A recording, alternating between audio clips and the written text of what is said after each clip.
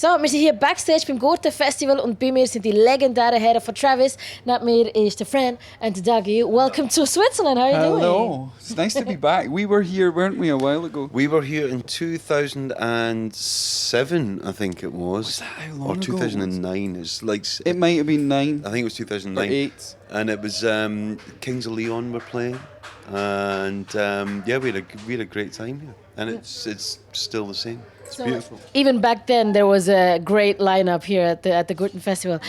What's the nicest thing you've experienced being in Switzerland, including your experience in 1997? Was it? Yeah. 2009, let's say. 2009. The nicest thing we've experienced in Switzerland, actually, the best thing we've done, we did the Montreux Jazz Festival a few years ago, and by Lake Geneva, and that was so beautiful. And we ended up going to Claude Nob's house. Oh, you did? Yeah. He's the founder of the Yeah, festival. he was. He unfortunately died a couple of years ago, but he was such an amazing man. And in the huge basement of his house, he had an archive, and the archive was pretty much every performance that's been done at the Montreux Festival. And we watched Curtis Mayfield, and we watched Aretha Franklin, and it was incredible. I mean, that was an unbelievable day. I think it's also a privilege to get access to that archive, right? Absolutely. I mean, it was just you were just kind of, and you could see it was like these huge vaults. It was like a museum, like an art museum, and you could see, oh my God, all these names and these tapes, and yeah, that was pretty incredible. Wow, so much music coming together in one room, I guess. Yeah. And you've been doing music for such a long time. A very long time. I think as long as I live, you've been doing music almost. It's that long. Yeah, it is. But it's also a privilege, to get the chance to sit down with you guys. And, if you look back to your career, when was the moment where you realized, like, hey, people know us, like we are big? Probably in 2000, 2001, when you're sort of all over the radio and people. But generally, we never really get stopped in the street. We were never noticed personally. Never got noticed. But the people, like, come into the shows, and that's sort of around that point when you sort of go and then. But it really kicks in about 2005, 2006, when you suddenly have a break and you reflect on what you've done. That's when you sort of go, oh my God, we've really done quite a lot in the past 10 years or whatever. So yeah, it's like, what's it like, Doug? It's like grass growing, isn't it? You're sort of... Yeah, you don't really notice. It's kind of... I always think of it as kind of like a boat. It's like you're in the boat, and the boat just kind of is going, and you're just doing your thing. And the whole success thing, or whatever you want to call it, is like the wake of the boat. It's like the waves and coming off the back of the boat. And so you don't really see it, until you stop and then look and go, oh my God, that had quite an effect, And it's also a bit out of control. Like, you can steer the boat, but still you don't know what's happening. Is there any moment where you think, like, whoa, we've come so far, but we never realized, like, what exactly happened during that week or even day? I think now that we've been doing this, we've been together we've been friends for 26 years. And we've been in a band together for 20 years. And I think there were points maybe around about that time, probably like 2002, when we genuinely didn't know what was going on, but now we kind of had this time to kind of reflect on it and to continue making stuff, and realizing that there's two very important things, and it's our friendships and continuing to make things, and that's really what we've always done since we were like 17. And you're successful, just continuing doing what you're doing. And if you look at the career, I assume there were ups and downs all the way here. When was the moment where you enjoyed it the most? I think at the moment. Peak?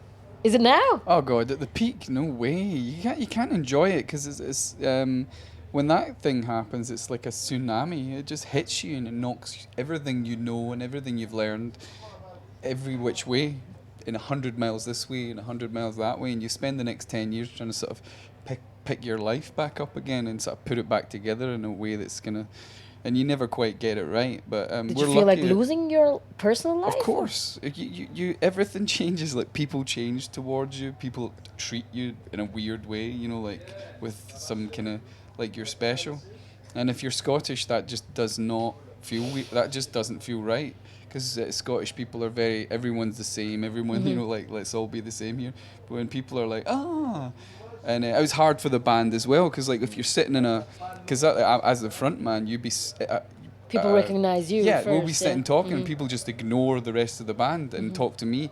Now, I don't even notice this, but then they notice it because it's happening to you. Happened to Nora as well, my wife, and she's like, and it's a thing. And so, no, the peak is just, it's not enjoyable. However, now, it's great because we've been doing it for such a long time. We're still together and we've done it all, and we sort of coming to these types of things, doing shows, having much more autonomy in our own business has been really, really cool.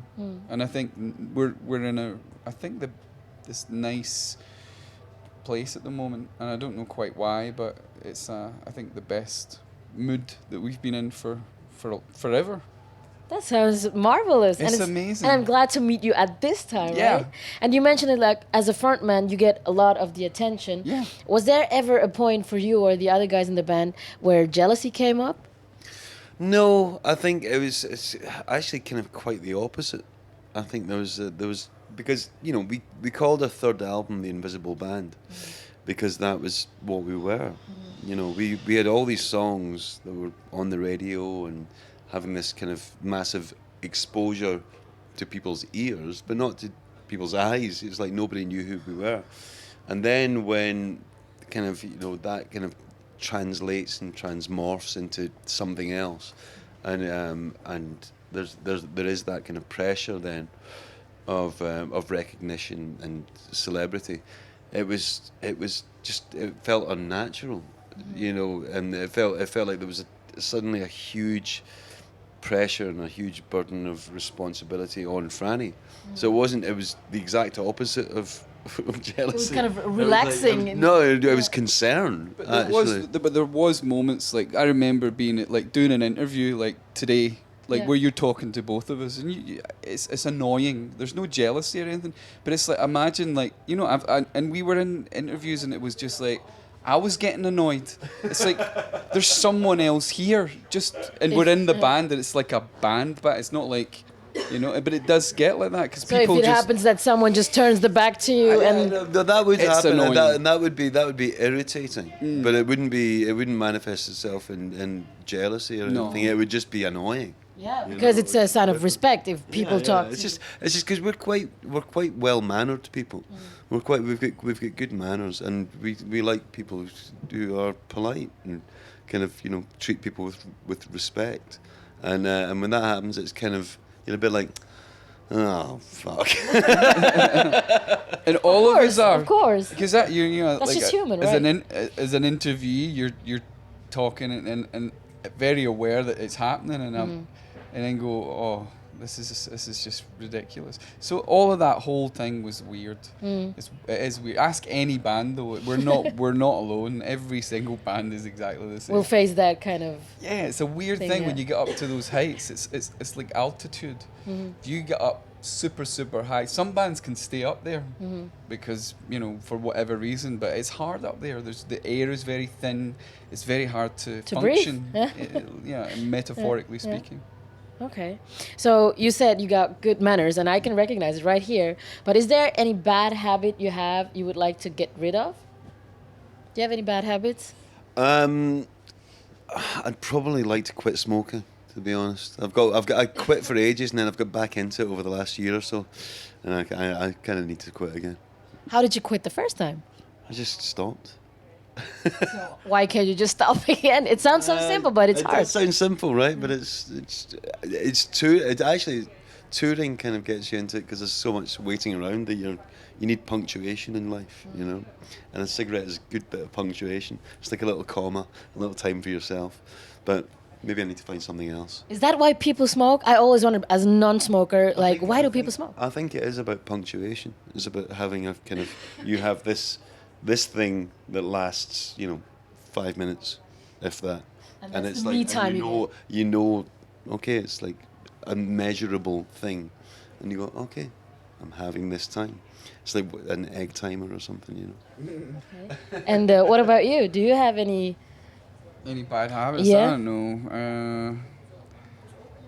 I've probably got loads, but knowing your own bad habits is like trying to see the back of your own neck without a mirror. I don't know. I've probably got loads, but don't ask Dougie just now because it would embarrass me. Well, Dougie, would you like to take the opportunity to embarrass him?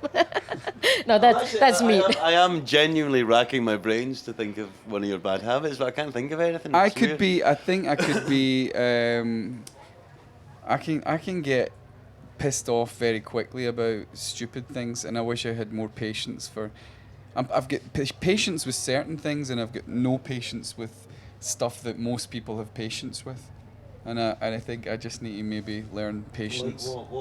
Yeah. Let's not go into it.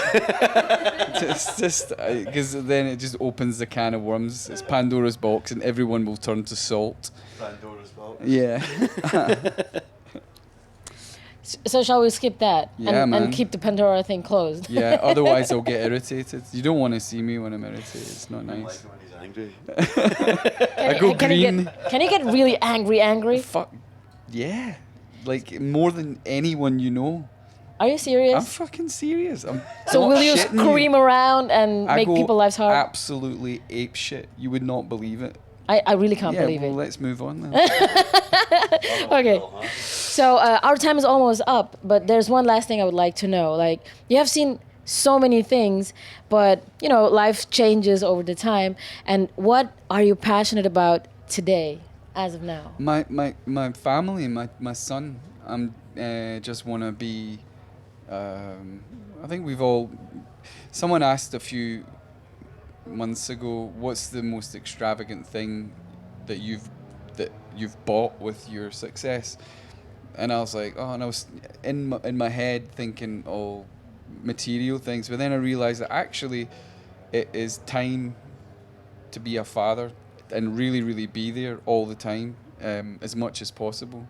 And which is why Travis have been away. Like we've all, that was the coolest thing we all bought with our success was time with our kids, because a lot of kids grow up, without their dads. Like I didn't have a dad. No, Dougie had a great dad.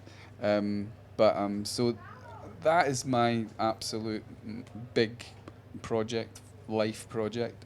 And he's 10 years old now, and he's a really nice boy. And but it's still like you got to keep them, just shepherd them without being bossy.